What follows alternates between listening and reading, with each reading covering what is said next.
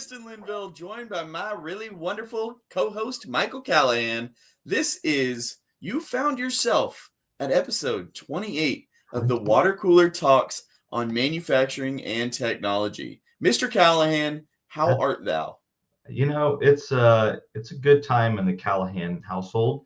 School's out, which is, I don't know if you would call that good, but it's fun to see the kids when I walk out the door.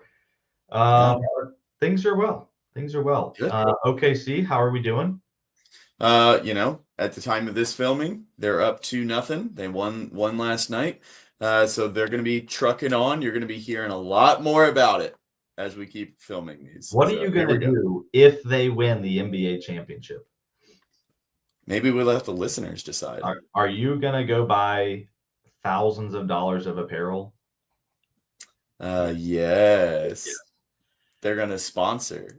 Or- Hey, I would buy some Savannah Bananas apparel like you're wearing. They do jokes, they do skits. You can give us a great joke in a great shirt. Yeah. Hit me. Well, you know, we did have a problem with my son. He skipped school to go bungee jumping.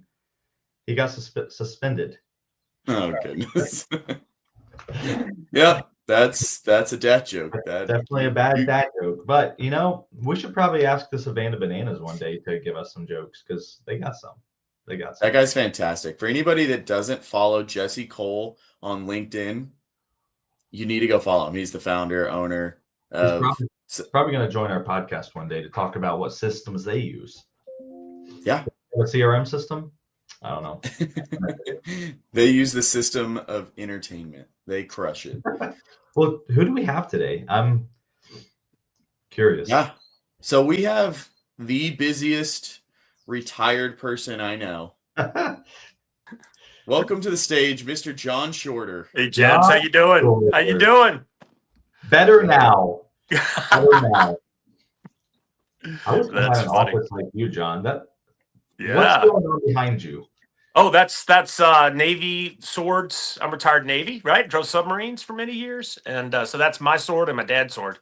The unique thing about those two swords is one was my grandfather's. They were both actually used for real in battle. So a bit unique. Awesome. A little different, and then some diplomas and awards and stuff. You know, the usual stuff. I love me well, right? That's a much better story, though. Yeah, it is. It is a good story. That's awesome. So, John, this is Yes. the third edition of C-Suite Central. We brought you on because you have sat in that kind of chair. And then on the flip side, you've advised way too many C-suite individuals through their transformation. You're really good at this stuff. You know this stuff. But just give us we talked about the Navy. Give us another little brief background of John's retired career. Okay. Well, as y'all know, 16 years at General Electric, I was the CIO of engineering and supply chain for GE for many years, and across the large industrial businesses. And then went to Oracle for 5 years, where I basically led transformations with customers. And then at Infor for 5 years, same thing. And then I said, I think I'm done. So I retired, and I unfortunately kept going, and I'm still doing a lot of work. Met with more customers this week than I did the entire time I worked at either company. And we have a farm. We're managing a farm for the local food banks. And so we're pretty busy with that as well. But I pretty much stay on the phone about as much as I ever did. So, and I'll be traveling a little bit too. So I'm working with Providence Consulting Group, PCG, helping them out on a variety of different projects and customer activities and things like that. That's awesome. Staying busy. Does a farm need technology? Yes. You'd be shocked at the amount of technology that goes into a farm. It is really surprising. Like, we have solar powered electric fences for the goats and the sheep, because coyotes will kill your critters. So you have to have electric fences, and the goats leave everything. If you don't have an electric fence, you'll find that you have nothing left in your farm when you come back the next day. So and so then there's a lot of coordination, timing, and things like that. So I have a central timer that times the watering and the movement of the fences and stuff like that. You'd be shocked the amount of tech that they've put into farming nowadays. It's really surprising. That's awesome. Yeah. So I feel like I need to go add an electric fence out in my backyard right. right now. Maybe a goat would save me They're some not. time. They're kind of fun. You know, they could be entertaining. I'll just say it that way. So Yeah. through all your years, Yep. doing all these different roles, I think it just is important to start with your perspective on transformations and maybe the biggest myth about transformations, or maybe a cautionary tale, if you Yeah. will, Yeah. as people are going through this, to do it the right Yeah. way. So what's Yeah. your thoughts there? You bet. First of all, you have to have a good reason to do a transformation, right? It's not transformation for transformation's sake. That regardless of who does it, regardless of how it's done, despite what salespeople will tell you, like us, it is always going to have some risk in it, right? So you have to be a reason for you to do it, and whether that is growth, whether that is risk, right? A lot of times with ransomware, right? People get attacked and they have to fix things. It's more of a defensive type move. But if you have that, then you have something to rally around, right? Because at some point in every transformation, things are going to go south, right? They're going to go wrong. It happens, right? It could be 1,000 reasons. It could be whatever fault. This person leaves the company, whatever the case may be, something's going to go wrong. And so you have to be able to rally the team, right? So it's really, when you think about it, a transformation really is you're building a big team, right? Like your Thunder, building a big team, right? You got to have an SGA, right? You got to have somebody who can really drive it for you. But you also have to have a team that's there to build each other up, right? And so in transformations, if you have that key need, you will rally the team, right? You'll get the team focused on the effort, and then the executives will stay plugged in. You'll do the things you need to do to be successful. I know it seems like motherhood and apple pie kind of stuff, but it's very, very true. I've seen it so many times, because the biggest challenge of any transformation that I've ever seen. Okay. Now that the tech's good enough, so that the data usually gets cleaned up enough, right? It's usually good enough because the technology is good enough, but it's change, right? So change management is huge. And it is the number one thing. We did an estimate. We spent, well, call it $500 million 1 year on implementations of PLMs and ERPs. We had estimated that 60% of all our cost was change management, right? Just Wow. convincing people to use the system. That's all it was. And it's a variety of things, right? It's training, it's demos, it's all the different things that go with it, communications, et cetera. But if you don't have a clear focus and a clear need, you can't succeed. So everyone that gets going on it, they say change management, but they don't understand really what goes into it. One of the things I did when I was at GE, I hired 2 sociologists on my staff. So here I am, the CIO of engineering and manufacturing, right? And I have sociologists. People are like, what are you doing? Well, if you want to understand people, who better than a sociologist, right? So, and they ran my change practice, and they were fantastic, and it was really neat. So you got to get into the WIFM for everybody, right? The what's in it for me, and once you get that motivation, then things will start happening, and you'll get the things you want. And the last thing I would say is, it's never what you think it's going to be at the end. I know everybody kind of looks at that and goes, what do you mean? But there's always high expectations of things you're going to do and get, and you will pivot along the way. There'll be other things that happen. Businesses will change, things will come, and you'll have to be flexible, right, and adapt to the situation that you're left in. It'll be better. Let's be clear, right? It will be better, but it won't be what you think it's going to be at the beginning. I'll just leave it at that. So Yeah, it's a journey. So I love it. No, yeah, that's great yeah, advice. yeah. Michael, I, what kind I of just took big about question do you got?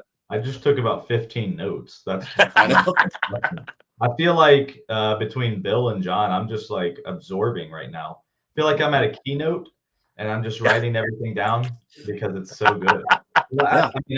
The WIFM I think applies everywhere, and I Yeah. think the challenge is people oftentimes don't think about that. And I think the other piece is, you talked about the reason, and whenever you talk to someone, the biggest thing that we forget to tell them is the why. We Yeah. always tell them, "Hey, we're doing this," Right. but I see it in so many communications, or left and right, Yep. is why are we doing this? Or just helping people understand the why Mhm. either opens up new conversation or it eliminates any concerns moving forward, Right. or Right. some concerns. You're right. I mean, and also one of the big fears every organization goes through, the people go through, is they're going to lose their job, right? That's a Mhm. big concern. And I'll tell you, I've done hundreds and hundreds of these, and I very rarely have seen job reductions. It's so Right. rare. People don't actually want to get rid of their people. They actually want to make their company better, right? Yeah. And they want to make their people better at their job. And instead of doing busy work and basically using brute force to run a business, they want them to be able to actually be thinking about growth and on-time delivery and efficiency and all the things that are going to make a company better. And it is interesting because that is always the initial fear you'll see, right? Is oh, they just want to get rid of people. Well, not very rarely is that the case, because if you want to get rid of people, you can always get rid of people, right? That's it's a different conversation, right? So generally there's a motivation for it, right? And you'll see that a lot of these folks will come around pretty quickly once they understand what it is. But if you don't have that call it, that's the sunshine at the end of the tunnel, light at the end of the tunnel. You don't have that goal there, then what you won't see is people won't understand the why, right, Michael? And then it helps them to formulate in their mind, once they know the why they will be still working, they will still have a job, they will have a career, things will go on.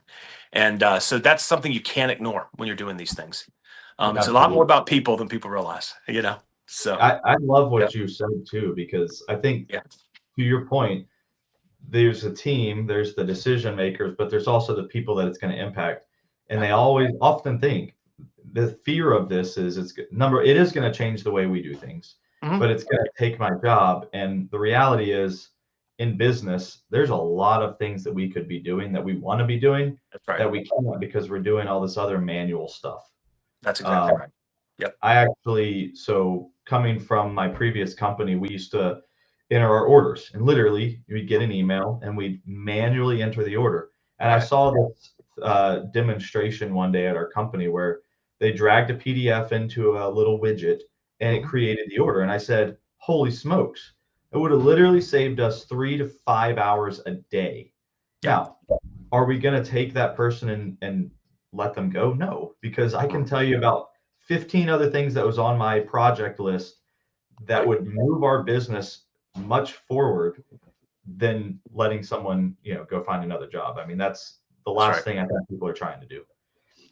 Yeah, I remember we did a large cloud computing deployment where we eliminated a lot. We had probably, I don't know, let's call it 15 data centers that we managed. And I did a massive move of things into AWS, and we eliminated a lot of need for those people. Well, all those people that were doing that work, they all moved over to the commercial side of the business, right? Mhm. And they were helping us sell our hardware. So it's like it's really funny, but I mean, you're going to actually deploy people to places that are going to drive revenue growth and and margins, and it's like, hey, that's a good thing, right? It's not a bad thing. Absolutely. So there's no need to do the heavy lifting anymore, and that's the key, right? If you get this right. Yeah. And I'll be honest, I mean, I think I've seen, I'm go on a limb and say 550 major transformations in my career that I've been part of or have advised on, whatever the case may be, or led, obviously. And I've only seen two that failed in Mhm. all that time, and both were because of business situation changed and they had to stop. Yeah. And if as long as you keep the focus, as long as you structure properly, you will succeed. It will work. Now, how much is it going to cost you, right? Sometimes you have to spend some extra money. Let's be clear. So that does happen, but not very often. But it does happen. So you got to have the right attitude toward it. So Yeah. Yeah, that's good stuff. that's pretty interesting because you'll see a lot Yeah, of like scare tactics out there yeah, and they'll say, oh, 70 some percent of right, transformations fail. And I think defining failure, right, maybe if it didn't meet all the projected outcomes or the desired outcomes, I right, mean, do we define that as a failure? If we met 80% of those outcomes, is right, that project still a success, right? And right. kind of going back to the people, it's great that you kind of mentioned that, and great that we've talked about change management because Yeah, we were having a discussion the other day with someone, and she said she burned up a lot of her budget on change management that she had kind of in the design phase and kind of yeah, wished that she would have held that for kind of the user adoption phase versus Right. design. So, from your experience, where do you feel like that investment is best when it comes to timing? Yeah, I would certainly agree with that. You want to have an early, call it communication familiarization process, right? Where people feel like they're stakeholders, right? They become stakeholders in the event. So you need to get a good, nice, broad cross section by geography and by function, right? Both.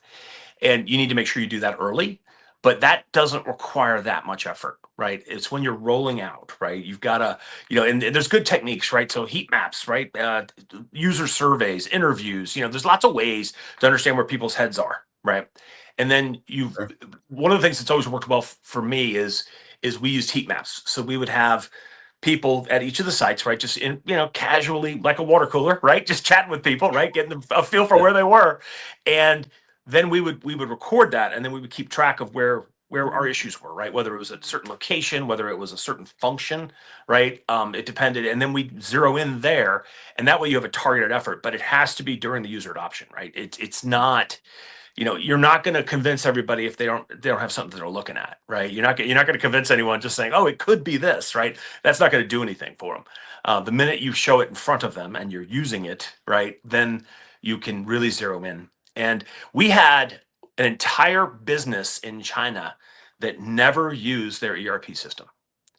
They deployed it, they never actually used it. So they actually planned manually.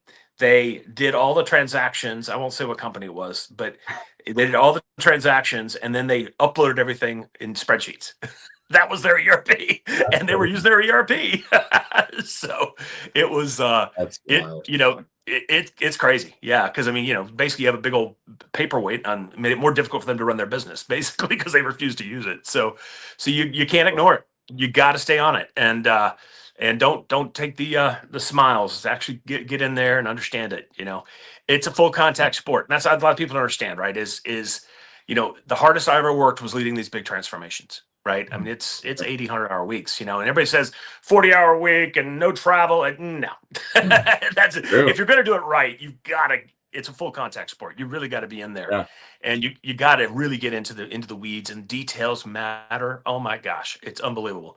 It is so critical to get into every single detail with the people, right? To understand where the issues are, where the challenges are, etc. Mhm. Because the devil is in the details every time. It really is, and it's it can be very. I used to do M&A work as well, mergers and acquisition work supporting for GE. I did the software evaluations, and that was pretty tedious stuff, right? You're sitting in a basement going through papers for 10 hours. It could be like that in a transformation too, right? You got to get into the weeds and you got to understand what's going on, and you got to get in people's heads and where they are. And Yeah. if you don't do it, ultimately you're not going to get the long-term adoption you need. Yeah. So, It's interesting to yeah. hear you say that as well, because I agree 100%. And Yep. as you were talking earlier, I thought to myself, really what we're talking about is it's people, process, and technology. Absolutely. However, it's not that level. It's the detailed level of those areas that you have to live in. Got it. You got it. And I mean, when we went through our transformation, it was the process, right? The first thing Yeah. was we got a new technology, but what are our processes today and how do they match to what we're essentially going Right. to? But if you don't Right. get into the details, day one is going to be there's a word for it, and I won't say it on this, but it's a complete cluster. And Yes, it is. you have to get into the details. And I also think as people are evaluating software, they need to understand the painful details and Yeah. let someone solve for those problems. Who Right. cares if you can enter a purchase order? Everybody can do that. Right. Who cares if That's you right. can do a sales order? Everybody can do it. I don't care if it's one more button. It's not going to be That's one right. more button. Everything's easy. That's right. Yeah. But if you don't understand the really painful pieces of your current process and why you Yep. do them, you're not going to get better with your new technology. That's right. That's right. The purchasing example is a good one, right? So, what if difficult countries, right, or import export laws, or tariffs, or all different things that are going on, right? You got to stay on top of all that stuff, right? Yeah. And you got to have, your vendor will do some of that, but you still have to be on top of it. And so those are the kinds of things where it could be very, very punishing for your company if you don't get that stuff right. And Absolutely. so, that's the piece that I think we do find that once people get in the details, they learn more about their business as well. So the people that do these transformations, the other thing to remember is not everybody knows how a company runs, right? Mhm. A lot of people work at a company have no idea what's happening on the right side, right? They just know what's going on in their world. The beauty of this is you're going to see how the company runs, right? You get to understand much more about your business, so you're better at your job, right? And you're better for the next job, and that's the thing. Also, a lot of people have learned is you can be opportunistic with these kinds of efforts as well. That's why a lot of the transformation leaders end up as business leaders. I did, and it does happen that way. But it's important to do that because now you're going to learn, right? Because life is all about learning, right? Y'all know that, right? It's you have to be curious all the time. And if you're not curious, then you're not going to be developing and growing like you need to, right? Because you need to get better every day, right? You have two rules, right? I remember I had a lot of jobs, two rules. One, you leave the place better than you found it. Two, you get better every day, and you're going to be just fine. So life will go well. So but it's I'll tell you, it's a lot of fun. It's very rewarding. It's I say it's a lot of hours. It is, but it's not tedious hours like the M&A stuff, right? It's actually fun. It's actually, you'll enjoy it. Um, okay, you gotta like people. That's a big part of it. Let's be clear. You can't dislike people, but as long as you're fairly affable with people, it's actually a lot of fun. Yeah. And what you said resonates so much kind of with my own career path where Yeah. go through a transformation. And yeah, I learned a complete different site. I was planted at a different site to be go live support. Yeah. Crazy, but not that crazy. It was Right. crazy at the time. But now seeing it, it's like different sites operate differently. They have different processes. They So, do.